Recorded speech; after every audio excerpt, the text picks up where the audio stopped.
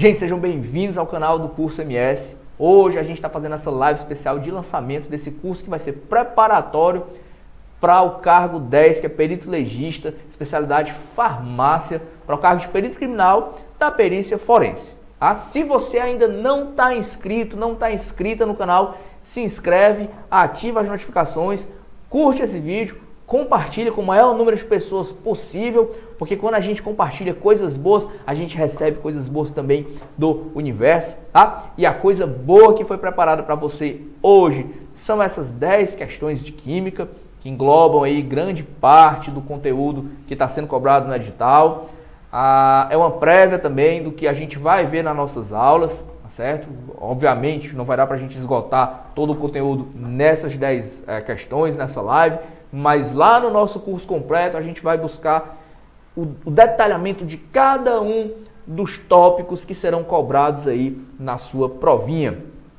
Falando em provinha, eu já estive onde você está, eu já estive nessa saga em busca do cargo de perito criminal. Eu me chamo Eduardo, sou formado em Química pela Universidade Estadual do Ceará, eu tenho mestrado e doutorado em Química pelo UFC, mas muito embora tenha essa formação acadêmica, eu busquei enveredar pela área da perícia e hoje eu sou perito criminal da Polícia Civil do Distrito Federal. Meu concurso, o concurso que eu consegui a aprovação foi o de 2016, tá? Uma banca, aliás, uma situação semelhante, eu vivi uma situação semelhante que você está vivendo, porque a vida toda eu estudei um estilo de banca, achava que não, vai cair, essa banca vai ser contratada, o estilo de questões vai ser esse. E aí quando saiu o edital de contratação da banca e saiu o edital publicado, que eu vi, caramba, eu esperava a banca A e veio a banca B. E aí fui atrás de questões passadas de química por essa banca que fez o meu concurso. E qual não foi a minha surpresa quando eu percebi que a quantidade de questões que havia, as questões passadas, não lotavam nem um ônibus de 30 lugares. Então eu sei o que é se deparar com uma banca nova e por isso eu fiz aqui uma estruturação, busquei questões que se enquadram aí no estilo da IDECAM, muito embora, como eu falei para vocês, ela tem uma certa escassez de questões passadas da área de Química, mas a gente vê como é que a banca se comporta em outros conteúdos, em outras disciplinas, como português, a informática, e aí você percebe, opa, essa banca tem um estilo daquela banca ali, essa banca parece muito com aquela outra banca. Então a gente acaba selecionando questões aí de outras bancas para que a gente possa estudar da melhor maneira possível, desculpa aí a língua travada, da melhor maneira possível para essa banca nova. Então não se desespera, transforma o desespero em ânimo para estudar, beleza? Então, voltando, serão 10 questões, que obviamente não dá para trabalhar, não dá para esgotar o conteúdo aqui nessas 10 questões que foram preparadas, mas elas são uma prévia da nossa teoria. Lá na nossa teoria a gente vai ver todo o conteúdo, a gente vai trabalhar cada ponto, cada tópico que caiu no seu edital e a gente também vai trabalhar bastante aí a questão da resolução de provas passadas, de questões passadas, porque é isso que vai te fazer ser aprovado, ser aprovada e estar com seu distintivo aí de perito criminal, perita criminal, para poder contribuir com a justiça do nosso país, mais precisamente, mais especificamente, aqui a justiça do estado do Ceará. E tudo isso trabalhando de frente para o mar. Olha aí que maravilha, beleza? Então, vamos dar início aqui à nossa resolução de questões. A primeira questão, ela caiu para o concurso de perito criminal de 2018, lá no Piauí. E ela tratou um tema interessante que sempre é cobrado nos concursos de peritos, que é a química orgânica, mais precisamente aí uma classe de compostos orgânicos. Diz o seguinte: as aminas são bases importantes. Deixa eu ativar a caneta aqui. Deixa eu ativar aqui a canetinha. As aminas são bases importantes. Vamos tirar essa repetição de palavra bases aqui, apareceu de novo, não sei porquê. As aminas são bases importantes, orgânicas, nitrogenadas. Beleza. Se são nitrogenadas, obviamente tem a função com a presença aqui do nosso querido nitrogênio. Teoricamente derivadas da amônia. Você já escreve aqui amônia para você ter... Opa! Por que os pontinhos saíram em outros locais. Vamos aqui, opa, vamos corrigir isso. Pegar a borrachinha, pagou. Tranquilidade. Aqui a nossa querida amônia, NH3. Indique, dentre as aminas apresentadas, dentre as aminas apresentadas, aquela com maior força básica. Gente, então vamos lá. O que a questão quer que você mostre que está sabendo, né? Qual que é o conteúdo cobrado aqui nessa questão? Fala de acidez e basicidade. Acidez e basicidade de compostos orgânicos. E ela te oferece as seguintes opções. Ela te oferece etilamina, anilina, 2-hidroxianilina, 4-cloroanilina e metilamina. Tá, vamos aqui desenhar essas estruturas, começando pela estrutura do item A. Etilamina, relembrando lá dos conceitos de química orgânica. Etilamina, quem é etilamina? Se você tem aqui o radical etil, significa que você tem 2 carbonos.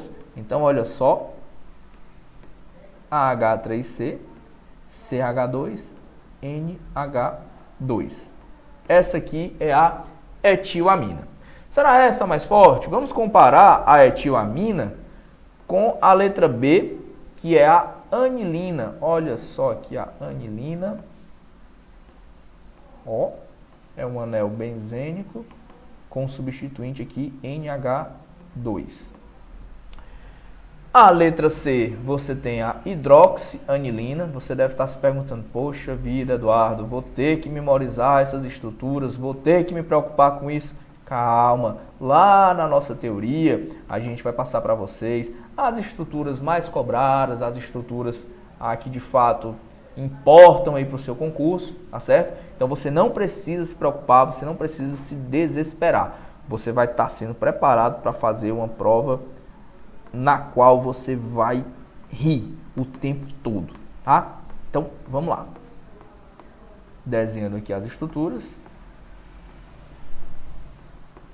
A gente chega nessas estruturas químicas aqui. Então vamos lá. Base orgânica. O que dá a força de uma base orgânica? Gente, é a disponibilidade dos pares de elétrons para receber o nosso querido H+. Se a gente está tratando aqui de bases, ácidos e bases de Bronsted-Lowry, por exemplo, você precisa ter a disponibilidade aqui do seu parzinho de elétrons para receber aqui o nosso querido eletrófilo. Mas vamos lá. Perceba que todo mundo aqui, todas essas aminas, elas têm um parzinho de elétrons disponível. Beleza, todas são bases, afinal. Só que ele pergunta qual aquela base que é mais forte, ou seja, qual que é o par de elétrons que ele está estericamente mais disponível, que ele está mais exposto para funcionar aí como uma base forte. Então vamos lá. Se você pega o item B, o item C e o item D, você já percebe que eles têm estruturas, né? Esses compostos, eles têm estruturas semelhantes. Todos têm aqui o anelzinho aromático. Gente, e esse anel aromático, tá? Ele vai ter um papel importante aqui no caso dessa base, que é o quê? Ele vai permitir que esse par de elétrons, ele entre em ressonância aqui, Opa! Ele entre em ressonância. Ou seja, em termos de bizu aí para concurso, esse par de elétrons ele é sequestrado. Ele está lá no nitrogênio, bonitão, só que as formas canônicas da anilina, elas são formas ressonantes, tá certo? E o par de elétrons não está lá disponível para fazer, para funcionar essa estrutura como uma base aí para o H+, por exemplo.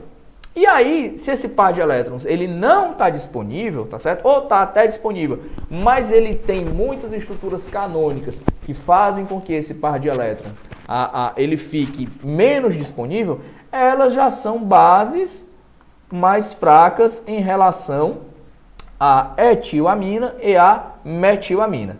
Então, você já vai comparar, você já elimina aqui os itens B, C e D de cara. Você já vai comparar somente a etilamina com a metilamina. E aí você me pergunta, poxa, mas beleza, eliminei aqui a anilina e seus derivados, sobrou etil e metil. Qual vai ser mais forte? Existe um efeito, tá certo, aqui causado pelos substituintes orgânicos, por esses radicais aqui, do tipo metila, etila, propila, etc., que é o seguinte, é um efeito que joga, tá certo? Joga a densidade eletrônica lá para o caso aqui, o nitrogênio, um átomo mais eletronegativo, e aumenta a disponibilidade, aumenta aqui a exposição desses pares de elétrons para que a base ela acabe se tornando mais forte. Então, para ficar mais claro, eu vou apagar aqui as demais estruturas, vou deixar somente a etilamina e a metilamina para que você consiga visualizar melhor o que eu estou falando. Legal? Deixa eu apagar aqui todo esse apuradão aqui de rascunho, para que você consiga ver melhor. Então vamos lá. Você tem, ó, fazer maior, você tem essa estrutura e você tem essa estrutura aqui. Quanto mais carbonos você tiver, tá certo? Jogando os pares de elétrons para o átomo mais eletronegativo aqui, no caso aqui o nitrogênio, tá certo? Maior vai ser a força daquela base. Então, fazendo aqui um desenho para você compreender melhor, se esses elétrons eles estão expostos assim, imagina que esse balão é aqui a exposição desse par de elétrons, então esses elétrons estariam dispostos, esses elétrons eles estariam aí disponíveis assim, tá certo? De uma maneira mais visível para o átomo de hidrogênio. Então, essa base, ela tem uma força maior do que essa base aqui. A etilamina, que é o gabarito aí da nossa primeira questão, do nosso item, tá certo? Ela é mais forte do que a metilamina, tá bom? A questão 2. A cocaína é um alcaloide estimulante com efeitos anestésicos. Tem elevado potencial viciante e tem efeitos devastadores física e mentalmente. Olha, eu quero chamar a atenção aqui para você para o seguinte, o que eu vou falar aqui serve para a sua prova discursiva. Você pode ficar até na dúvida de, poxa vida, o que será que vão cobrar na prova discursiva? Não sei como fazer uma prova discursiva, não sei como me preparar. Pegue, como eu falei, provas passadas e veja o que aqui cai e veja para qual cargo está sendo cobrado aquele determinado conteúdo.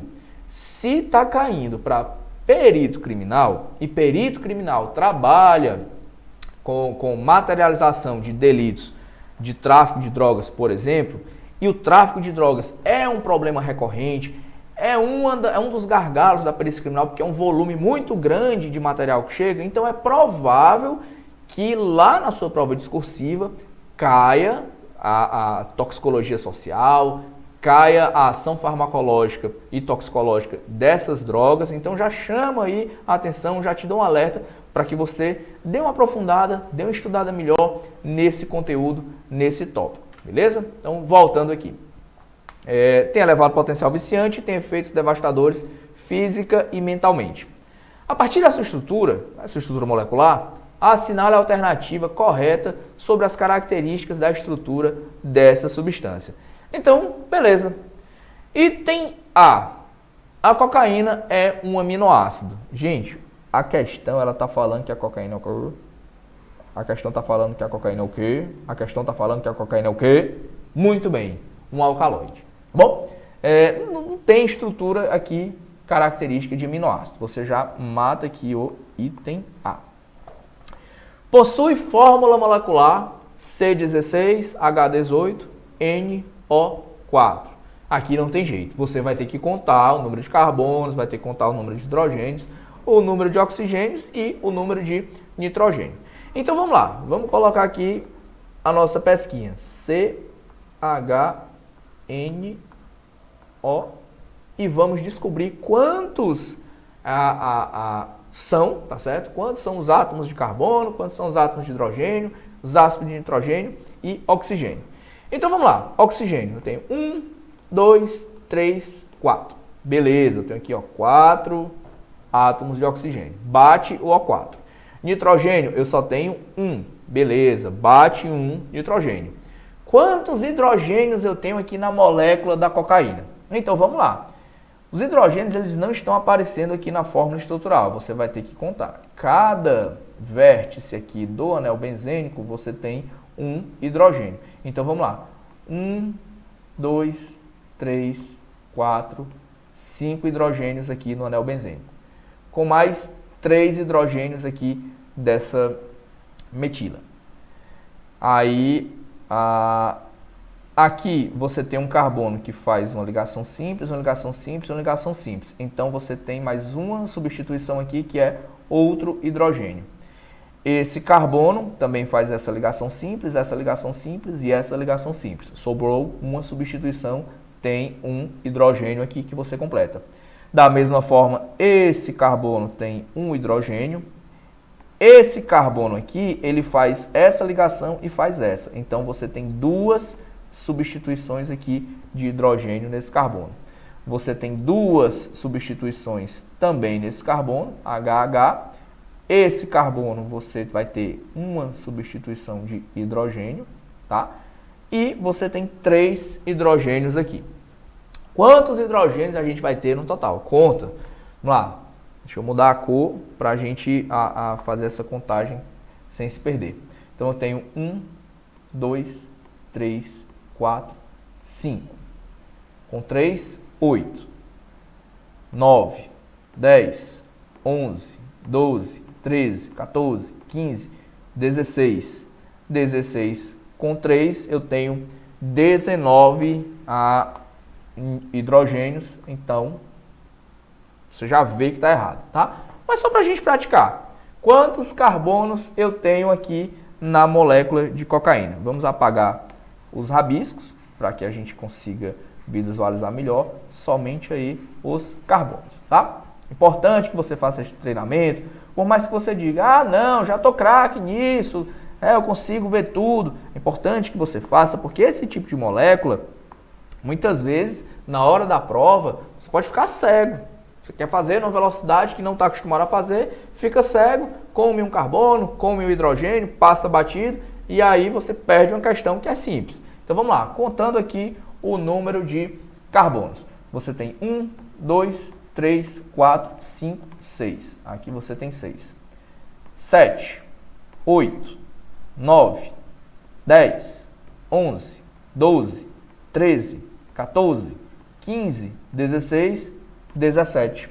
Então você tem 17 átomos de carbono. A fórmula seria C17, H19, NO4. Então o item B também está errado. A questão C, ela falou uma coisa interessante. Há 5 ligações π e 25 π. Ora, como é que... Ou foi um erro, uma grafia, esse P aqui, ó, ele é π, tá? Lá na questão, no enunciado, não sei por que veio P para cá pro slide, mas é um π. Como é que você tem 5π e 25π?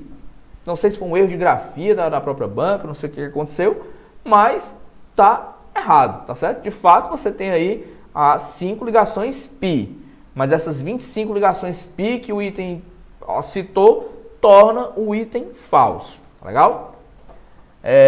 Há 8 carbonos sp2 e 9 carbonos sp3. Tá legal. A hibridização dos carbonos também é outro ponto interessante, tá? É um ponto relativamente simples, mas que se você não estiver atento, você pode acabar errando e, como eu falei, você acaba perdendo um item que é fácil, você acaba perdendo um item que é factível, um item que você conseguiria de boa passar sem maiores problemas. Como é, Eduardo, que eu faço essa identificação de carbono sp, sp2, sp3? Eu vou te dar a seguinte dica, tá? O carbono, ele pode fazer 4 ligações simples, ele pode fazer uma ligação simples, uma ligação dupla e 2 simples, ele pode fazer 2 ligações duplas, ou ainda ele pode fazer aqui, ó, uma ligação tripla e uma ligação simples. Para você contar a hibridação do carbono, para você identificar a hibridização, cada ligação, tá certo? Você vai contar como uma letra. Então imagine que SP, óbvio, são letras S e P, cada uma é uma letra diferente, mas imagine que SP2 você lê como SPP, né? P2. E que SP3 você lê como SPP. E cada ligação aqui do carbono, você vai contar aí como sendo uma letrinha. Então, se você pega, por exemplo, um carbono que tem que faz 4 ligações, que tem 4 substituintes, você conta como SP, P2, P3. Esse carbono ele é SP3. Esse carbono aqui, que tem uma ligação simples, outra ligação simples e uma ligação dupla, você conta como SP1, P2. Esse carbono é SP2. Esse carbono que tem 2 ligações duplas, SP. A hibridização dele está aqui, carbono SP. E esse que tem uma tripla e uma simples, da mesma forma, tá bom? Você chama de carbono aí AsP. Então, vamos identificar os carbonos que são do tipo sp2 e do tipo sp3 aqui na molécula de cocaína, na substância, na fórmula molecular, na fórmula estrutural da cocaína. Então, carbonos e suas substituições. Eu tenho aqui no anel aromático. Quantas substituições em cada carbono? Esse carbono aqui, que eu vou chamar de carbono 1, tá? 1, 2, 3, 4, 3, 4, 5, 6. Cada carbono aqui, eu vou identificar uma hibridização.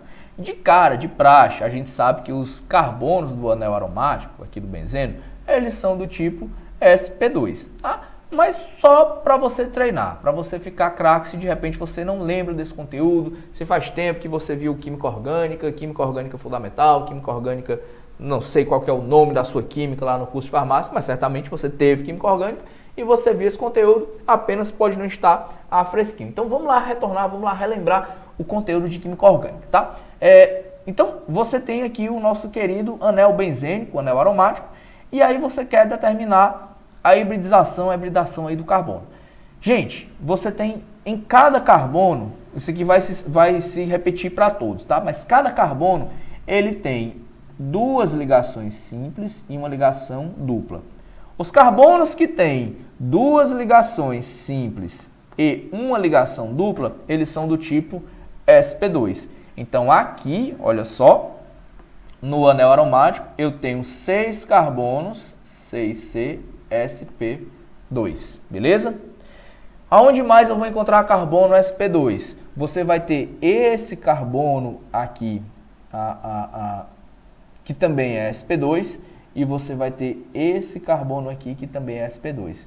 Então, essas duas funções aqui, ó, esse éster e esse éster, elas têm a presença de 2 carbonos do tipo sp2. Então, aqui é sp2 e aqui também é sp2. Então, no total, você vai ter quantos carbonos do tipo sp2, de hibridização sp2? 6 aqui do anel aromático, mais 2 aqui da função éster, você vai ter 8 carbonos do tipo sp2. Beleza? Firmeza? Então, a primeira parte já bate. Eu tenho 8 carbonos do tipo sp2. Carbonos sp3, o enunciado me fala que são 9. Então, o que é que você vai fazer agora? Você vai procurar os carbonos sp3 aqui na estrutura da cocaína, tá bom? Vamos lá. Conta aí. Vou te dar 10 segundinhos para você contar, tá bom?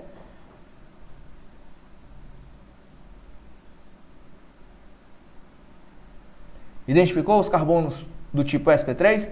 Então vamos lá, vamos começar aqui da esquerda para a direita na estrutura. Eu tenho um carbono sp3, tá legal? Eu tenho 1, eu tenho 2, 3, 4, 5, 6, 7, 8, 9 carbonos do tipo sp3. Ou seja, eu tenho 9 carbonos que fazem 4 ligações simples. E o enunciado me fala exatamente isso, a essa conclusão a que eu cheguei. São 8 carbonos do tipo sp2, hibridização sp2, e 9 carbonos de hibridização sp3. Então, o item D, ele está correto. Mas vamos ver por que o item E está falso. Ele diz que o átomo de nitrogênio, ele possui hibridação sp2. Aí você pergunta, poxa, Eduardo, o nitrogênio, de fato, ele só está fazendo 3 ligações, ó, S, P1, P2.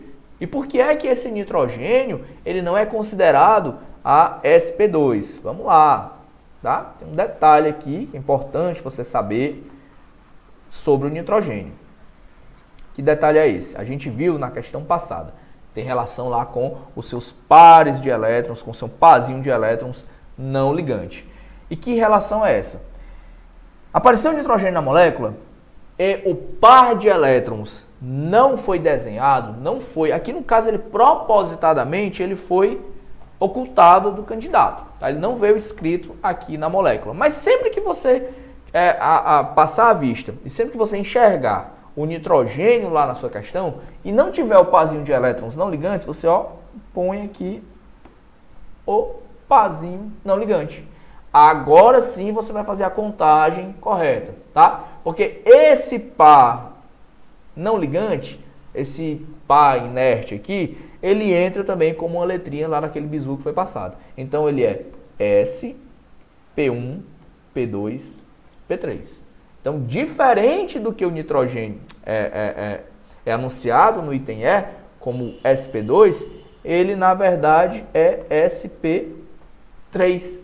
Beleza? Então, você tem que atentar para esse fato. Apareceu o nitrogênio lá, por exemplo, você tem a amônia, bom, tá aqui, ó, NH3, e não trouxeram o parzinho não ligante, tá? Você vai lá e, põe o parzinho para você se situar. S, P1, P2, P3. Diferente do que o anunciado anuncia que é sp2. Beleza? Então, vamos dar continuidade, vamos para a questão seguinte. Você deve estar percebendo até aqui que são questões simples.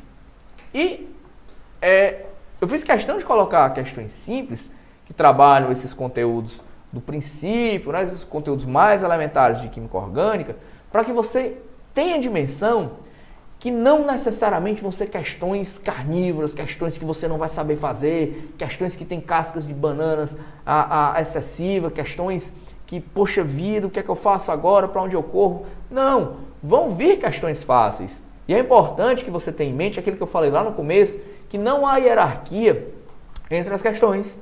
Tanto faz se você pontua em uma questão fácil, como se você pontua em uma questão difícil, a pontuação é a mesma. Então você deve focar, você deve procurar, você deve devorar logo na sua prova essas questões mais fáceis. Você tem que pegar o seu caderno de questões, o seu caderninho lá da prova, tá certo? Inclusive eu recomendo que você faça isso. Vou perder tempo, são segundos, minutos preciosos. Não, você pega o seu caderno de questões, dá uma lida geral, tá? Vê lá o que caiu mais ou menos por cima aí de português, vê mais ou menos o que está cobrado em informática, atualidades, vê o que está sendo cobrado em direito, vê o que está sendo cobrado lá na parte específica, lá em farmacologia, toxicologia, química. Dá essa olhada geral para que você consiga identificar por onde você vai começar. A prova não te obriga a começar por português, a prova não te obriga a começar por informática, a prova não deixa você ir para a questão 5 somente depois de ter feito a questão 4, não. Esquece isso. Faz as questões mais fáceis, tá legal? Porque isso vai te garantir pontos, vai te dar tranquilidade e vai te dar um tempo precioso que você vai precisar ter quando for resolver lá a sua questão discursiva, beleza? Então, esquece ficar perdendo tempo, quebrando a cabeça com questão mais complicada, mais difícil, que de repente você passou batido no conteúdo.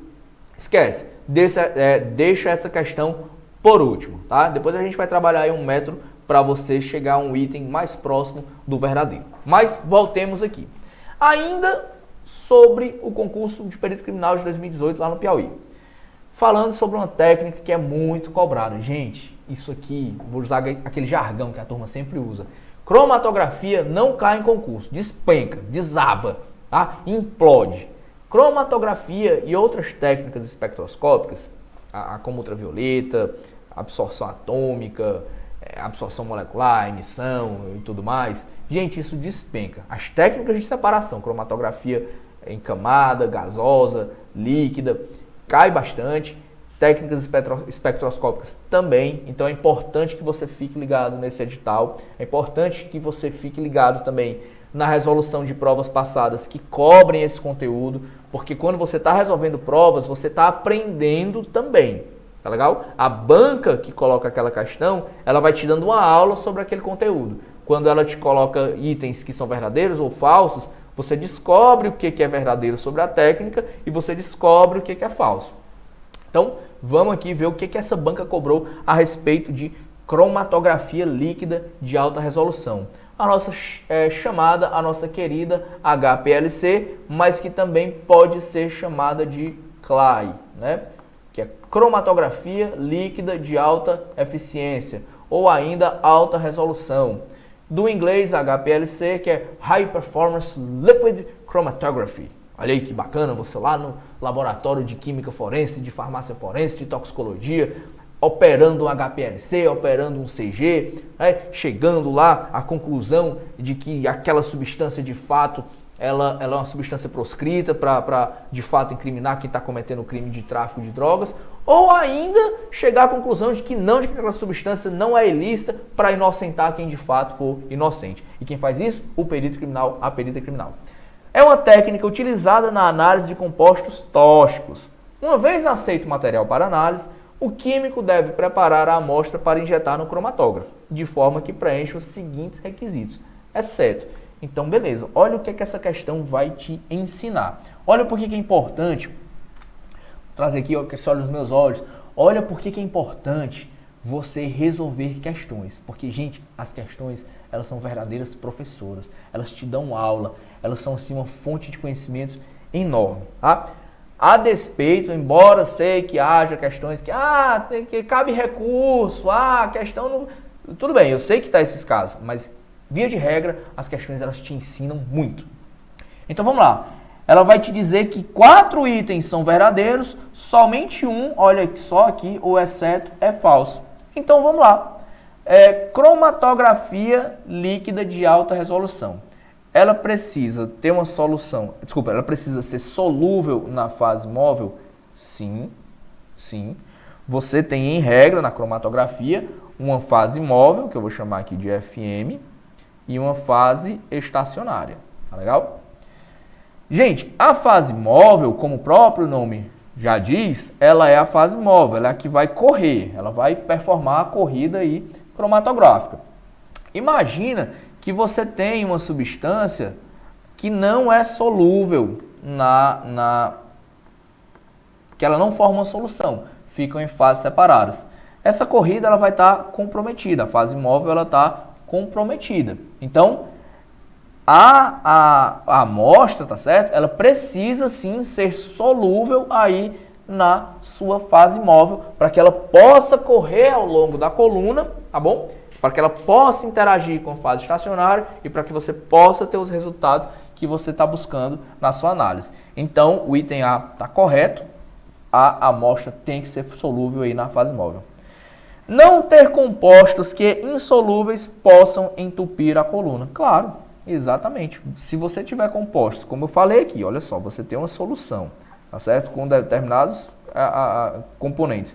E você tem componentes que são insolúveis, você corre o sério risco de, tá aqui uma coluna cromatográfica, você corre o sério risco de quando esses compostos insolúveis, que eu vou pontilhar aqui de amarelo, eles passarem por aqui, a acabar entupindo a sua coluna e, dependendo do caso, você vai inutilizar a sua coluna cromatográfica. Então, ela não pode ter compostos insolúveis aí que entupam a sua coluna. Item B está verdadeiro também. Você já teve 2 pontos aí que a questão te ensinou sobre cromatografia líquida.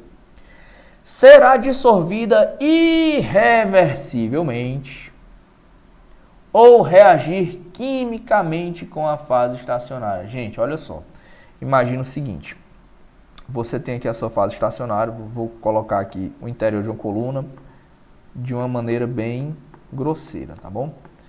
Você tem aqui a sua coluna cromatográfica, você tem a sua fase estacionária, e aí você tem a sua fase móvel que está passando aqui, tá?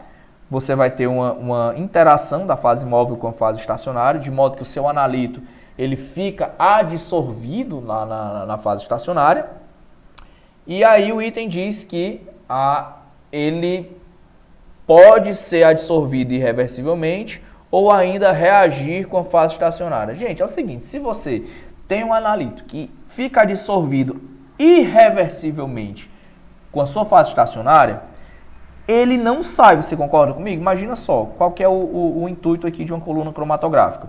Você tem a amostra que eu vou chamar de A. Você injeta lá no seu cromatógrafo, que eu vou chamar aqui de C. Aí começa a corrida. O analito, ele encontra a sua coluna cromatográfica, tá certo? Que tem uma fase estacionária. Se ele ficar adsorvido aqui na coluna, ele não vai ser separado, não vai sair e ele não vai aparecer lá no D, que é o detector. Então, ela não pode ser adsorvida irreversivelmente. Não pode acontecer isso. E mais, não pode reagir quimicamente com a fase estacionária. Imagine que você tem aqui o seu analito A, ele entra em contato com a sua fase estacionária, que eu vou chamar de B, tá legal? E aí reage, acontece uma reação química e sai um C. O que aconteceu aqui? Primeiro, você está aos poucos inutilizando a sua coluna, a sua fase estacionária, porque está sendo consumido, está ocorrendo aí uma reação. Segundo, o analito A, que é o analito de interesse, aquele que você quer separar, que você quer identificar, ele vai sair como C. Então, não pode haver essa reação do seu analito lá na fase móvel com a fase estacionária da sua coluna cromatográfica. Então, o item C é o item falso, tá certo? É o item que preenche aqui a exceção. Vamos ver o item D e o item D, por que eles estão corretos. Tem uma concentração compatível com o volume da válvula de injeção e com a característica do detector empregado. De fato, você tem que ter um volume aí que seja compatível com a válvula de injeção, que não fique em excesso e nem que seja uma quantidade que não seja detectada. E com a característica do detector empregado, tá certo? Isso aí, realmente, de fato, tem que ser observado quando você está operando o cromatógrafo. E não conter compostos que podem interferir na análise. De fato, imagina que você tem uma amostra, você preparou uma amostra, e tem compostos que reagem lá com os analitos, ou que possam interferir de alguma forma lá na fase estacionária, e isso atrapalha a construção do teu cromatograma. Então, esses compostos aqui, eles não podem existir, não podem estar presentes no momento da sua análise. Então, não pode conter, não conter compostos que podem interferir na análise, também é um item correto. Então, esse item aqui, essa questão, o que ela te fez? Ela te ensinou 5 coisas, dentre as quais 4 são verdadeiras sobre HPLC e uma era falsa. Então, você sai com um conteúdo a mais sempre que você resolve questões. Tá?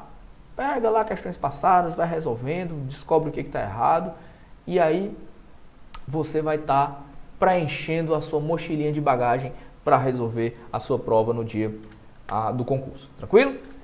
Certo, então, dando continuidade aqui às nossas questões, a questão 4, ela foi cobrada no ITEP, Rio Grande do Norte, no concurso de 2018, estado vizinho, que é o nosso querido Ceará, e olha só como bancas distintas, a do Piauí no CEP, e aqui no caso do ITEP Rio Grande do Norte, a Instituto AOCP, elas cobram conteúdos semelhantes. Tá? O cargo é o mesmo, o conteúdo que está lá no edital é o mesmo. Então elas acabam cobrando basicamente ali de uma forma muito semelhante, muito parecida. O conhecimento que você precisa para fazer uma prova, muitas vezes é o conhecimento e a forma de resolução de questões que você vai utilizar para uma outra banca, beleza? Então vamos lá, vamos ler aqui essa questão, vamos ver o que é que a OCP, o Instituto OCP, cobrou para perito criminal lá no Rio Grande do Norte, beleza? Então a seguinte figura representa a estrutura molecular de uma anfetamina. Olha só o detalhe aqui, anfetamina. Já vou circular, já vou aqui por parênteses nessa palavrinha e chamar sua atenção para isso. Considerando a estrutura apresentada, informe se é verdadeiro ou falso o que se afirma a seguir e assinale a alternativa com a sequência correta. Gente, o nome e o PAC, aí você diz, Eduardo, vai cair nomenclatura no meu concurso? Não, não vai cair nomenclatura. O edital não fala nada sobre nomenclatura de compostos orgânicos. O edital, no entanto, ele fala sobre funções orgânicas, tá? Então esse item aqui, a gente vai ater as funções orgânicas, muito embora a gente vá comentar também um pouco sobre a questão da nomenclatura. Mas é galho fraco. Por que galho fraco? Você quebra facinho quando você percebe que se trata de uma anfetamina, ou seja, é uma amina, e o nome da substância vem como sendo uma amida. Legal? Então, ó, você tem a função amina, que é aqui o nitrogênio ligado a carbono saturado, e uma função amida é esse substituinte aqui, o nitrogênio ligado a carbonila, tá ligado? Ao famoso C-O. Então aqui, de fato, eu teria uma amida, mas não é o caso, você tem uma amina. Então o nome não poderia ser a 2-fenilpropanamida. Tranquilidade? Então aqui você já mata com um F. E quando você diz que esse item é falso, que a primeira assertiva aí é falsa, você já elimina de cara os itens C, D e E. Porque a primeira assertiva é verdadeira, só sobrou o item A e o item B. O que é que você vai fazer agora? Você vai ver, poxa,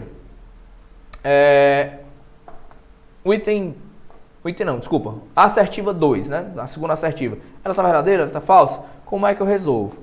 Lembra que lá numa das questões passadas a gente montou a fórmula molecular, se não me engano, da cocaína? Vamos montar a fórmula molecular também aqui dessa anfetamina. Então eu tenho carbono, tenho hidrogênio e tenho nitrogênio, beleza? Quantos nitrogênios você encontra nessa fórmula? Você tem um nitrogênio aqui, beleza? Um único isolado, tranquilo, bateu o N. Quantos carbonos você tem? Você tem 1, 2, 3. Com mais 6 aqui do anel benzênico, você de fato tem 9 carbonos. E agora a gente vai vai contar os hidrogênios. Então, no anel benzênico você tem 1, 2, 3, 4, 5 hidrogênios. 5 aqui. Nesse radical metil, você vai ter 1, 2, 3. Nessa metila aqui, então você tem 5 com 3, você tem 8 no total. Esse carbono ele vai ter um hidrogênio substituinte. Esse carbono ele vai ter 2 hidrogênios aqui substituintes. E esse nitrogênio você conta esses 2. No total, nós temos quanto? Nós temos 5, com 3, 8, com 1, 9, com 2, 11, com mais 2, 13. Então, olha só, você tem C9H13N, beleza? Então, essa aqui é a fórmula molecular dessa anfetamina. Então, você já sabe que está errado, porque ele fala que são 14 hidrogênios, quando na verdade você só tem 13. Vou botar esse F aqui, tá muito feio. Vou colocar um F bonito como o seu nome lá na aprovação. Então, falso, falso, você já elimina aqui o item A, sobraria o item B, tá? Mas eu não estou resolvendo a prova como candidato, eu estou resolvendo a prova para você aprender, para você saber por que é que o item A, B é o correto e por que que essa afirmativa ela está verdadeira. Gente, o que é um centro quiral? Centro quiral. Centro quiral é um centro da molécula, tá certo? Aqui vai originar a atividade óptica do meu composto. E olha só, O que caracteriza um centro quiral, no caso aqui um carbono tetraédrico? Tá? O carbono tetraédrico, a gente vai ver lá no módulo de teoria, é um carbono aqui tetra substituído. Aqui tem aí 4 ligações simples. Mas beleza, de onde vem a quiralidade? Para que esse carbono ele seja quiral, que é marcado com um asterisco, esses 4 substituintes aqui, que eu vou chamar de R1, R2, deixa eu ajeitar um, porque esse 1 ficou parecido com 2, R3 e R4. Eu preciso que R1 seja diferente de R2, que seja diferente de R3 e que seja diferente de R4. Eu tenho algum carbono na molécula em questão que tenha 4 substituintes diferentes? Vamos lá. Nenhum desses carbonos aqui pode ser, por quê? Porque esses carbonos eles são do tipo sp2, eles são planos, eles não são espaciais. O carbono quiral ele precisa ser sp3, beleza? Então, nenhum desses carbonos aqui é quiral. Esse carboninho aqui, ele tem 3 hidrogênios como substituintes. Então, eu tenho aqui R1 igual a R2, que é igual a R3. Que beleza, diferente de R4. Então, esse carbono ele também não pode ser aquiral. Esse carbono aqui, o que acontece? Você tem esse substituinte aqui, todo esse substituinte, que é diferente desse substituinte aqui, que é diferente desse substituinte aqui e que é diferente desse hidrogênio. Então, esse carbono aí, ele pode ser marcado com um asterisco. Eu tenho um centro quiral, beleza? Vou procurar outro. Você tem esse carbono aqui que tem 2 hidrogênios ligados a ele. Então você já tem 2 substituintes iguais. Esse carbono não pode ser a centro quiral. Então por isso que essa afirmativa ela está verdadeira. Um Vzão da vitória aí para você. Porque de fato ele apresenta um centro quiral. Um só carbono que tem 4 substituintes diferentes. Tranquilidade? Então, adiante, seguimos aqui mais uma questão do Instituto OCP e mais uma questão, olha só, cobrando funções orgânicas. Aliás, é muito importante você saber funções orgânicas. Eu arrisco dizer que pelo menos uma questão vai vir cobrando função orgânica na sua prova, ainda que não isoladamente, ainda que possa vir cobrando aí com reações orgânicas. Mas é importante que você tenha na ponta da língua, na ponta da sua caneta, a identificação de funções orgânicas. Então, o enunciado diz o seguinte: elas apresentam em comum, tá, quais funções orgânicas ou qual função orgânica. Vamos lá, vamos identificar as funções orgânicas presentes aqui em cada uma das moléculas. Começando pela cafeína. Cafeína, eu tenho nitrogênio ligado a carbonila aqui, tenho nitrogênio ligado a carbonila aqui. Eu tenho as funções amida e tenho, nitrogênio ligado a carbonos aqui, as funções aminas, tá legal? Sendo essa função presente na cafeína e essa função também. Será se a amina e a amida estão presentes na morfina? Eu tenho amina, beleza, nitrogênio aqui ligado a carbono saturado, mas eu não tenho amidas, eu não tenho a nitrogênio ligado a carbonilas. Então aqui, olha só, eu só tenho a função amina com N. E tenho também que outras funções. Eu tenho a hidroxila ligado a anel aromático. Essa função ela é chamada de fenol. Tenho um oxigênio ligado a 2 carbonos, tá certo? E ela é chamada de função éter. E tenho uma hidroxila ligada a carbono aqui saturado. Essa é uma função álcool. Eduardo, o que é um carbono saturado e um carbono insaturado, meu Deus do céu? Você vai descobrir lá na parte teórica, tá? Isso aqui eu vou deixar para te falar só lá na teoria. Porque leva um certo tempo e a gente está com um tempinho contado aqui para fazer essas 10 questões, tá? Mas guarda a tua curiosidade, eu vou matar a tua curiosidade lá na teoria. Então, você tem fenol, éter e álcool que não tem na cafeína, tá legal? Então, o que é que elas apresentam em comum. Vamos eliminar alguns itens? Vamos eliminar alguns itens. Amina e fenol apresentam em comum? Não. Por quê? Porque aqui tem fenol, aqui não tem. Então já morreu. Ou tem nas três, ou já era. Amida apenas? Não, porque só tem amida na cafeína. Amina apenas? Você abre uma bolinha aqui e deixa em standby. Amina e éter? Não, porque aqui você tem amina, mas não tem éter. Então não é a letra D. Amida e amina? Também não, porque você viu que na cafeína tem amida e na morfina não tem. Então o item correto seria o item C, de cara. Você não precisa nem ver a nicotina. Mas vamos ver a nicotina. A nicotina, ela tem aqui uma amina aromática, beleza, né, que é uma amina que o nitrogênio ele faz parte do anel aromático. E você tem aqui uma aminazinha alifática, tá? Alifática não, alicíclica, desculpa. Olha só, amina e amina.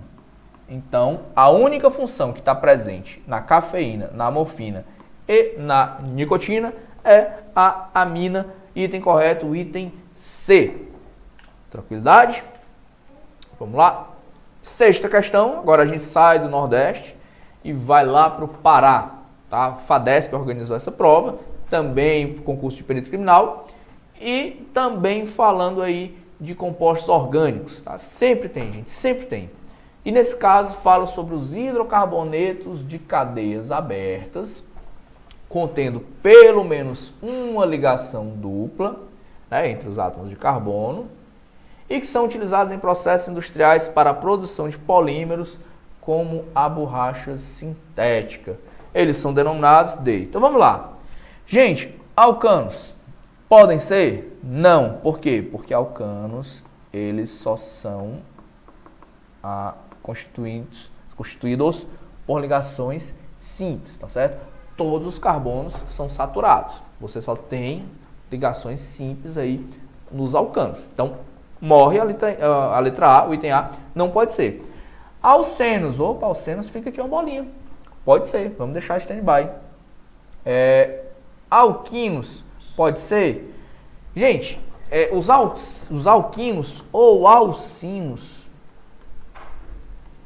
eles têm ligações, triplas, tá? Então a gente já mata aqui, não podem ser os alcinos, os alquinos, porque eles têm ligações triplas. Aqui o enunciado fala sobre ligações duplas.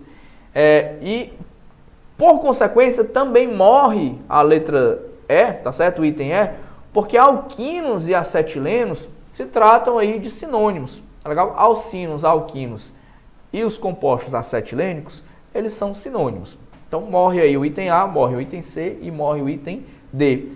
Por que não é, desculpa, o item E? Mas também por que não é o item D? Porque olha só, os benzenos, tá? Olha só, opa, cadê a estrutura aqui do benzeno? Pronto, voltou a caneta. Olha só o anel benzênico aqui. Por que não podem ser os benzenos? Porque o enunciado fala sobre cadeias abertas. Olha lá, cadeias abertas, cadeias abertas, cadeias abertas. O benzeno é o quê? É uma cadeia, o quê? Muito bem, uma cadeia fechada. Então, muito embora ele tenha pelo menos uma ligação dupla, não responde o item, porque ele tem a sua cadeia fechada. Então, não é letra A, não é letra C, não é letra D, não é letra E. É a letra B, os alcenos. E, de fato, os alcenos, eles são utilizados aí nas reações de polimerização para a produção de borracha, tá? Aí você pergunta, poxa vida, Eduardo, eu preciso saber isso. Olha, a gente vai falar lá nas reações, tá legal? Mas aqui é um assunto que é bem mais cobrado na parte de polímeros. Polímero não cai no seu concurso, tudo bem? Polímero não cai no seu concurso. Cai reações orgânicas e aí a gente tem reações de polimerização, a gente vai tratar sobre isso. Mas fique tranquilo, fique de boa, não se preocupe, tá? Que a gente vai estar tratando disso ao longo da teoria e vai estar resolvendo questões para você ficar tranquilo e calmo ou tranquila e calma para fazer a sua provinha. Questão 7. Os avanços da química orgânica moderna, eles se fundamentam nos estudos iniciais de Auguste Kekulé. que no século XIX estabeleceu os princípios da teoria estrutural baseada, essa teoria, na... Então vamos lá. Aquilo lá que eu falei. A questão, ela te ensina. Os itens te ensinam. A teoria de Kekulé, ela foi baseada na estereoisomeria das cadeias alifáticas dos compostos orgânicos? Não, gente. Isso aqui veio depois, tá? O que Kekulé estabeleceu ajudou a entender a estereoisomeria, mas não foi isso aqui que fundamentou a teoria do Kekulé. Tetravalência dos átomos de carbono, que impede a formação de cadeias hidrocarbonadas não ramificadas. Gente, isso aqui não tem nada a ver, isso aqui tá tudo errado, porque olha só, você tem um carbono tetravalente, C, aí você tem uma ramificação aqui, C, tudo isso aqui, um encadeamento de carbonos. E olha só, tetravalência dos átomos de carbonos, eles fazem 1, 2, 3, 4, beleza. Que impede a formação de cadeias hidrocarbonadas, ou seja, tem hidrogênios aqui, tá legal? Não ramificadas. Gente, olha só, você tem o etano, você tem o N-propano, tá? Te pergunto, essa cadeia é ramificada? Não. Essa cadeia é ramificada? Não. Houve impedimento para a formação de cadeias não ramificadas? Não. Então, o item B está falso por si só, e ainda que estivesse verdadeiro, não foi isso aqui que fundamentou, que alicerçou a teoria de Kekulé. A diferença entre as valências de cada ligação feita com carbono, o que permite grande diversidade de estruturas. Gente, tudo bem, existe aí uma diferença entre essas valências, tá legal? Mas, novamente, assim como o item A, eu te digo, não foi isso aqui que fundamentou a teoria do Kekulé. O que, de fato, fundamentou a teoria, lá nos postulados de Kekulé, foi a capacidade do carbono de formar cadeias, tá legal? E se ligar com até 4 compostos diferentes. Isso aqui, de fato, foi o que alicerçou a teoria do nosso amigo Auguste Kekulé. E aí, o item ele está verdadeiro, mas ele não fundamentou a teoria. Tá legal? É importante, deixa eu falar aqui, deixa eu olhar nos seus olhos. É importante que você compreenda o comando da questão. Porque muitas vezes você corre o risco de nem ler o enunciado. Você diz, vou ler só os itens aqui, o item A, B, C, D, E, e o que tiver certo eu já marco, o que tiver errado eu já marco. Não faça isso. Não cometa esse erro que eu, por exemplo, cometi lá atrás quando era concursando. Leia o enunciado e entenda o comando da questão. Entenda o que a questão está querendo que você faça. Entenda o que a questão quer extrair de você, candidato, de você, candidata. No caso aqui, voltando lá para a escrita, ela quer saber em que se fundamentaram, tá certo? O que fundamentou os estudos iniciais de Kekulé. E foi exatamente aqui a letra D. O item E está correto? O item E está correto, tá? Eduardo, o que torna o item E correto? Deixa eu pegar aqui uma caneta para mostrar para você. Impossibilidade de rotação das cadeias de carbono realizadas em ligação dupla. Vamos lá. Olha aqui para mim. Imagine que cada mão minha, tá? É um substituinte de carbono. E aqui é uma ligação simples. Olha só, eu consigo rotacionar esses carbonos, tá legal? Nessa ligação simples. Agora, imagine aqui, uma ligação dupla. A rotação, ela não acontece porque se a minha mão rotacionasse, olha o que aconteceria com a ligação, ela romperia, ela quebraria. Isso é um modelo didático para você entender, tá? Então, essa ligação dupla, ela impede, ela enrijece essa rotação e evita que haja essa rotação livre aí entre os substituintes. Isso é um fato observado? Mas isso fundamentou a teoria de Kekulé? Não. Então, por isso que o item E, tá certo? Está errado. Adiante, questão 8. A gente já volta para o Nordeste, agora a gente vai lá para uma prova que aconteceu no mesmo dia da minha prova de perito criminal lá no Distrito Federal, que foi a prova para a Polícia Científica do Pernambuco. Gente, e quem fez essa prova, tá? Quem elaborou as questões desse concurso aí foi o CESP, Sebrasp, que eu digo para vocês, dá aula. Quando você resolve questões do CESP, do Sebrasp, claro que todas as outras bancas, mas eles elaboram de uma forma, eles colocam tantas pegadinhas, tantas cascas de bananas, e eles elaboram o texto de uma maneira que te deixa tão encucado, tão encucada, que ao final você acaba aprendendo. Mesmo durante o concurso você aprende. Então, atenção aí para essas questões, essas últimas questões, a 8, a 9 e a 10, que foram cobradas pela CESP. Tá? Começando aqui para a oitava, que fala, olha aí, ó, perito criminal é quase sinônimo de técnicas cromatográficas. Diz o seguinte, acerca de técnicas cromatográficas, assinar a opção correta. É impossível utilizar a cromatografia gasosa para a investigação de substâncias voláteis. É impossível. Olha as palavras aqui, como elas elas dão a resposta do item. É impossível utilizar a cromatografia gasosa para a investigação de substâncias voláteis. Gente, vamos lá, olha aqui para mim. Relembrando, o que é uma substância volátil? Sabe, hoje nem tanto, mas antigamente, há 10, 15, 20 anos atrás, você entrava no hospital, você já sentia logo o cheiro de éter, tá? Então, você cruzava ali a porta de entrada do hospital, você já sentia o cheiro do éter, por quê? Porque o éter é uma substância bastante volátil, ou seja, ela passa da fase líquida para a fase de vapor com muita facilidade, certo? Tem uma pressão de vapor aí elevada. Então, a cromatografia gasosa, ela é melhor operada quando a substância ela é volátil. Tá? Então, é desejável que a sua substância seja volátil, tá certo? Para que ela possa correr lá na sua coluna cromatográfica gasosa. Quer dizer, a coluna não é gasosa, tá certo? A cromatografia que é gasosa. Tá? Mas você entendeu o que eu quis dizer. Então, voltando aqui. É impossível utilizar a cromatografia gasosa, que eu vou chamar de CG, para a investigação de substâncias voláteis? Não. É necessário, é desejável que as substâncias elas sejam voláteis. Se não for, a gente vai transformá-la em uma substância volátil por um processo de derivatização, tá certo? Você vai aprender isso lá na teoria. B. A diferença de peso molecular dos componentes de uma mistura é o que permite a separação desses componentes por cromatografia. Gente, não é, tá? Não é o peso molecular que faz com que elas sejam separadas, tá certo? É a interação com a sua fase estacionária, tá certo? E com a fase móvel.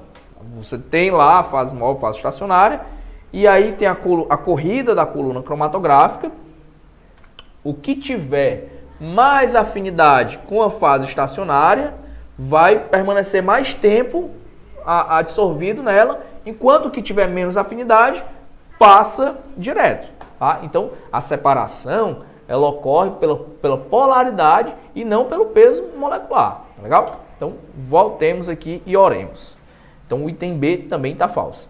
Na técnica de cromatografia em camada delgada de fase normal, a fase estacionária normalmente sílica, beleza? E a fase móvel, um solvente orgânico ou mistura de solventes com caráter apolar. Eu preciso que você pegue essas duas palavrinhas aqui, ó, fase normal e caráter apolar para fase móvel. De fato, na fase normal, a tua fase móvel ela é apolar ou mais apolar, que é a fase estacionária. Na fase reversa, porque você tem a fase normal ou a fase reversa, acontece o contrário, tá certo? Então, ó, na fase normal, você tem a fase móvel, eu vou colocar um A aqui, ó, apolar. E na fase reversa, você tem a sua fase móvel com caráter menos apolar ou mais polar, tá? Então isso aqui, beleza, é o que torna o item C verdadeiro. D. A cromatografia líquida de alta eficiência tem alto poder de resolução devido ao tamanho da coluna cromatográfica utilizada, que pode atingir até 1 metro de comprimento. Não, gente, isso aqui está falso, tá? As colunas cromatográficas, elas têm ali 15 centímetros, 30 centímetros, elas não chegam aí a 1 metro, não. As que batem metros de comprimento são as colunas utilizadas, de fato, na coluna do cromatógrafo a gás. Elas são espiraladas, tá? São colunas espiraladas, tem metros aí, são grandes pra caramba, e aí a gente pode falar isso. Mas as colunas cromatográficas da cromatografia líquida, elas são menores, são ali em centímetros. Na cromatografia gasosa, a fase estacionária é sólida e a fase móvel é um gás inerte. Gente, olha a pegadinha. Pegadinha no sentido de que você tem que estar atento, tá? Porque a forma como foi escrito aqui, você pode chegar à conclusão de que, poxa, esse item está correto, eu vou entrar com recurso, vou anular essa questão. Mas olha só, ele diz que a fase estacionária é sólida. Gente, ela pode ser sólida, porque eu tenho fase estacionária sólida e eu tenho fase estacionária, por exemplo, líquida, tá?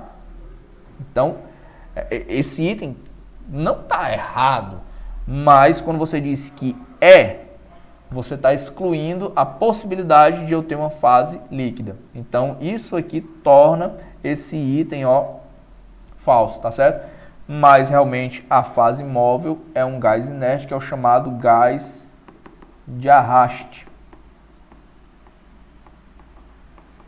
Legal? É um gás inerte, porque ele não interage com o seu analito, não interage com a amostra, e não interage, não reage lá com a fase estacionária. Ele sai arrastando o que está lá o que foi injetado, tá legal? Ele sai arrastando, vai passando pela coluna, arrastando a sua amostra. Tranquilidade? Então, questão 8, a letra C. Questão 9, questão grande, tá certo? O CESP adora colocar textos longos, mas é bom que você aprende. E vamos lá aprender juntos. Um perito criminal recebeu para análise, no laboratório em que trabalha, uma seringa contendo resquícios de uma substância branca que se suspeitava fosse cocaína e uma blusa. Ponto. A seringa havia sido encontrada ao lado do corpo de uma mulher de aproximadamente 20 anos de idade, que fora atingida por um projétil na região torácica, a quem pertencia a blusa recebida no laboratório. O perito recortou o tecido próximo à região atingida pela bala para análise de resíduos do disparo e separou uma alíquota da substância branca. No laboratório de criminalística, há 2 equipamentos que podem auxiliar a investigação. Um cromatógrafo líquido de alta eficiência, que é a técnica Clay, com detector de ultravioleta visível, e um espectrofotômetro de absorção atômica de chama, EAA. A partir das informações apresentadas, assinale a opção correta. E aí a gente vai lá ver as opções, os itens que nos foram disponibilizados, né? Na verdade, disponibilizados. É um erro também que você não pode cometer na reescrita de português, mas aí já é outra área, eu não vou falar sobre isso não. Vamos até aqui a química. Bom, o espectrofotômetro de absorção atômica é adequado para análise de metais e pode ser utilizado para investigar a presença de chumbo, resíduo do disparo, na blusa da vítima. Olha só, questões assim não tem nem graça, porque eles já trazem o item correto logo de cara. Mas vamos lá, por que que essa questão está correta? Porque essa espectrometria aqui de absorção atômica, de fato, você tem o analito que você está investigando, tá certo? Você tem a amostra, aqui eu vou colocar um recipiente com a amostra, você joga lá no seu espectrofotômetro, que eu vou representar aqui como sendo esse retângulo, você pega uma lâmpada específica, né, uma lâmpada de cátodo oco, que é específica para o chumbo, você vai irradiar a sua amostra e ele vai te devolver um sinal que é característico à presença aqui do chumbo na minha amostra, tá certo? Então, realmente, de fato, a espectroscopia de absorção atômica é uma técnica que pode ser utilizada para investigar chumbo. O item A está correto, mas isso não nos impede aí de investigar por que os itens B, C, D e E estão falsos. A utilização do forno de grafite, né, no EAA, para a atomização do metal presente na amostra de tecido dificultaria a análise devido à presença do efeito matriz, né, de efeito matriz, que é menos observado quando se utiliza a chama. Não, gente. Lá no forno de grafite, você vaporiza todo mundo e aí não vai a observar o efeito matriz, tá? Então, o item B tá falso. O forno de grafite ele já faz essa vaporização aí, dos componentes e você não tem o efeito matriz atrapalhando a sua amostra. Item C. Caso o perito dissolva a substância branca em metanol e a injete diretamente no cromatógrafo, né, no cromatógrafo líquido de alta eficiência, a seleção de comprimentos de onda entre 450 e 620 nanômetros será mais adequada, dada a suspeita de que se trata de cocaína. Gente, até aí tudo bem. Uma vez que essa faixa corresponde à região ultravioleta do espectro. Não, gente, olha só. Você tem um espectro visível, tá? E a região ali de aproximadamente 400 nanômetros a 700 nanômetros é a região do visível, tá legal? De 400 para baixo é a faixa em que você trabalha no ultravioleta e daqui para cima é a faixa que você trabalha no infravermelho. Mas aqui, ó, entre 400 e 700 nanômetros é a região do visível. Então aqui o item C tá falso. Item D. Na ausência de picos no comprimento de onda entre 450 nanômetros e 620 nanômetros, lá no cromatograma, tá certo? O perito será obrigado a concluir que a substância não é cocaína. Gente, olha só, tem um detalhe interessante aqui, que é o seguinte. O cromatograma, ele não vai te falar sobre comprimentos de onda, não. Tá? O cromatograma ele vai trazer informações sobre o tempo de retenção lá dos seus compostos. Então, é lá na telinha do espectrofotômetro, lá no ultravioleta, que você vai observar os 450 e 620 nanômetros no formato de uma banda característica. E detalhe, imagina que você espera que tenha uma banda característica aqui nessa região de 450 e 620 nanômetros e ela não apareceu. O fato dessa banda não aparecer quer dizer que lá não tem a substância? Não, eu posso ter alguma coisa que está suprimindo, tá certo, o aparecimento dessa banda aqui. Então, não necessariamente eu posso concluir isso, tudo bem? Então, o item D está falso. Beleza? E não só por isso, não só porque algo pode algo possa impedir o aparecimento da banda. Você pode estar trabalhando com uma concentração que é menor do que o limite de detecção. O que é o limite de detecção? É a concentração mínima que aquela técnica, tá? Vou olhar aqui nos seus olhos. O limite de detecção é a concentração mínima que aquela técnica necessita para identificar determinado analito. Então você recebe lá uma amostra, tá, que é um pó branco, mas que não necessariamente é cocaína, mas que tem traços de cocaína. Tem uma quantidade aí de picogramas em cocaína, tá certo? Uma quantidade muito pequena. Então você joga no espectrofotômetro, se o limite de detecção daquela técnica exigir a presença em microgramas, em nanogramas, né, ordens de grandeza maiores, aquela quantidade que está presente em picogramas, ela não vai aparecer no seu espectro. Então, não quer dizer que não tenha, quer dizer que não foi detectado. Então, você não conclui que não tem, você lança mão de outra técnica, tá legal? Então, o item D tá falso. Você não pode concluir assim de cara que não é cocaína só porque não mostrou essas bandas lá no ultravioleta, não. E por fim, o CLAI não pode, o CLAI não pode ser acoplado a detectores de espectrometria de massa, ao contrário do que ocorre com a cromatografia gasosa. Não, isso aqui a gente chama de técnicas hifenadas, tá certo? Por exemplo, CGMS. Por que é uma técnica hifenada?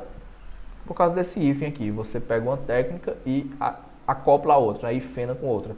Você pode ter sim o CLAI MS de boa, tá? Então, o item ele está falso, porque ele diz que não pode, quando na verdade você pode sim hifenar essas técnicas. O MS, no caso, é espectrometria de massas, como está aqui no descrito no enunciado do próprio item. E por fim, chegamos à 10ª questão, a nossa última questão. Aqui ela fala aí sobre isomeria. E olha só, o que fala aqui o nosso item, a nossa questão. Sabendo que o fármaco 2S, 3R, mais destropropoxifeno apresenta atividade analgésica e que o fármaco 2R, 3S menos levopropoxifeno, tá certo? É um antitussígeno, assinale a opção correta acerca dessas duas moléculas. Gente, o que eu tenho aqui? Eu tenho, ó, 2 isômeros, tá legal? Eu tenho 2 isômeros. E o que são isômeros? São substâncias de mesma fórmula molecular, tá certo? Mesma fórmula molecular, mas que apresentam propriedades diferentes, tá? E vamos lá. Essas moléculas possuem o mesmo arranjo dos átomos no espaço? Não, certo? Veja, olha aqui, isso aqui fala, ó, sobre a configuração dos átomos no espaço. Veja que a primeira molécula ela tem uma configuração 2S, 3R. A segunda molécula ela tem uma configuração 2R, 3S. Então, existe uma diferença aqui que você observa no espaço entre as suas conformações, as suas configurações químicas. Então, elas não possuem o mesmo arranjo de átomos lá no espaço. O item A está falso. Letra B. Essas moléculas apresentam 2 radicais distintos. Gente, isso aqui, ó, você chamar R e S de radicais, isso aqui seria para pegar quem não é da química ou quem não é da farmácia, tá legal? Porque no caso aqui, R e S não tem a ver com radical, não é que existe o radical S e o radical S. Isso aqui tem a ver com a configuração rectus e com a configuração sinistro. Tá? Quando você está lá fazendo análise das prioridades, você tem aqui o átomo de carbono, que eu vou representar por essa bolinha, e aí você está fazendo análise de prioridade, 1, 2, 3, 4, você tem sentido anti-horário, que você chama de S, e se essa prioridade, a prioridade entre os substituintes, isso a gente vai ver também lá na teoria, tá legal? Se a prioridade for no sentido horário, você tem aqui a configuração do tipo R. Então, R e S não são radicais. Tem a ver aqui, certo? Com a configuração espacial dessa estrutura. Essas moléculas apresentam a mesma fórmula molecular. Item correto, tá? Gente, se são isômeros, tá aqui, ó. Isômeros, você já conclui que eles têm a mesma fórmula molecular, que eu vou chamar aqui de FN. Tranquilidade? Deixa eu deixar você enxergar aqui de boa. Isômeros têm a mesma fórmula molecular. E a gente agora vai analisar o item D, que diz que essas moléculas são isômeros ópticos que não mudam o plano da luz polarizada. Falso, tá certo? Esse tipo de isomeria aí, tá certo? Ele se caracteriza por exatamente, você tem aqui o plano da luz polarizada, você consegue, ó, fazer com que haja esse deslocamento lá nas suas medidas, tá legal? Então, é característica desse tipo de isômero mudar o plano da luz polarizada, tá legal? É a querida isomeria óptica. Quando é que você tem isômeros ópticos que não mudam o plano da luz polarizada? Quando você tem a chamada mistura racêmica. Legal? Você tem uma chamada mistura racêmica, tá certo? Que é uma mistura equimolar de isômeros, tá certo? Ou seja, ela é meio a meio. Esse 50 ficou parecendo 80, né? Mas espera aí, deixa eu ajeitar aqui. Deixa eu deixar bonitinho aqui, como eu já falei, bonito como seu nome lá na aprovação. Opa, ué, por que não apareceu? Caneta. Pronto. Você tem uma mistura equimolar, que é chamada de mistura racêmica. Aí sim você não vai ter, ó, deslocamento aqui do plano da luz polarizado. E por fim, item E, como o mecanismo de ação desses fármacos é completamente distinto, não pode haver isomeria entre as suas moléculas. Gente, não tem nada a ver, tá? Não tem nada a ver.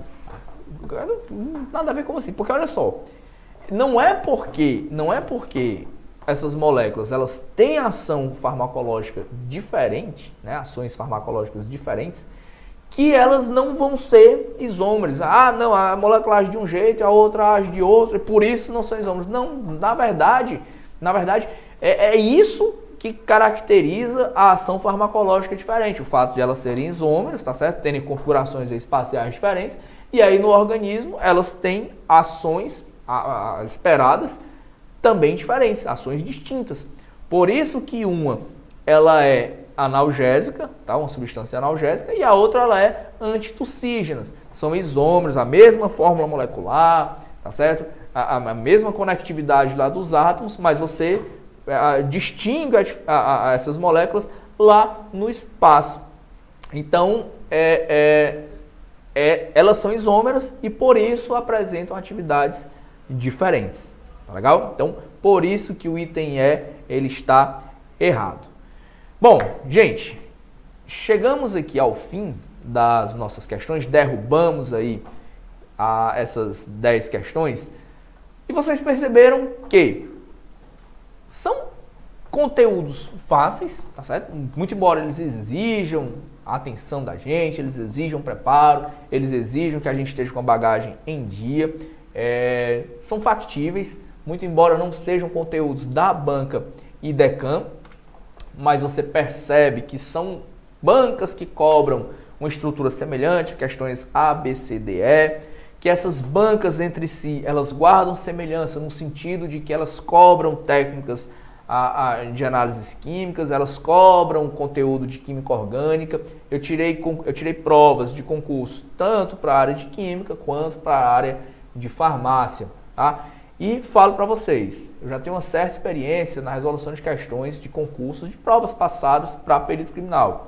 E sempre peguei questões de química que caíam também para farmacêuticos.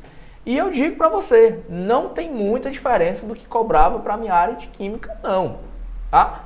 O que distinguia a química cobrada para a farmácia e a química cobrada para o curso de química, algumas vezes, era a química aplicada a algum conhecimento específico da droga, tá? da substância, do analgésico, enfim.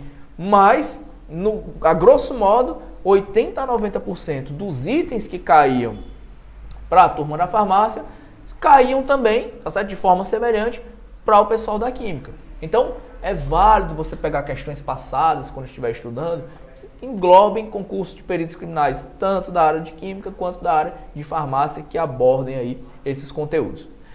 Tá legal, gente? Esse foi o nosso encontro, espero que tenha sido proveitoso para vocês, como foi proveitoso para mim rever alguns conceitos. Espero vocês lá na parte teórica, que é lá que a gente vai trabalhar direitinho, com calma, onde a gente vai poder interagir de uma maneira mais aconchegante, vocês vão poder tirar dúvidas, a gente vai poder tirar eventuais ganchos que tenham ficado. Estamos com esse lançamento hoje, você já pode se inscrever, você já pode comprar o curso lá no Curso MS. Te falei, segue o nosso canal no YouTube, curte, compartilha, se inscreve, assina o sininho, ativa o sininho das notificações, segue o Instagram aqui do Curso MS, lá é @CursoMS, deixa eu colocar aqui para você visualizar bem, tá legal? Cadê a caneta, meu Deus do céu, tá aqui? @CursoMS lá no Instagram, tá legal? A gente vai estar sempre fazendo publicações voltadas para quem vai fazer esse concurso da Perforce. Promoção de lançamento, tá legal? O curso, ele tá a R$ 779. Se bem que, peraí que eu estou recebendo uma mensagem aqui O gerente endoidou mesmo? Posso soltar? Se vier a mensagem aqui no ponto eletrônico, tá legal?